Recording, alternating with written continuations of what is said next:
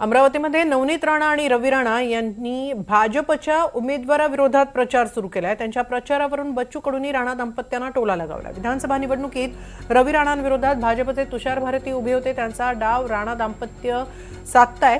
रवी राणा यांच्यासाठी तर टाळ्या वाजवल्या पाहिजेत, कारण त्यांनी आपला स्वाभिमान टिकवून ठेवला असं म्हणत त्यांनी दोघांवर घणाघात केलाय।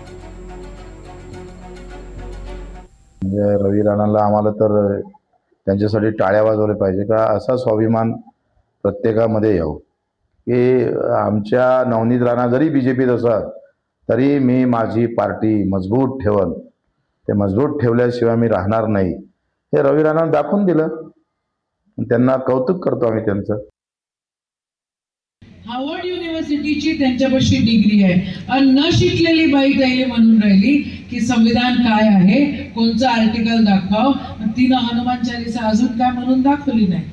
पुढच्या वेळेला कॉम्पिटिशन त्याची आणि निवडून त्या ठिकाणी काँग्रेसने दिलं आणि तिथून गेल्या मग असो हिंदू शेर निघून गेली।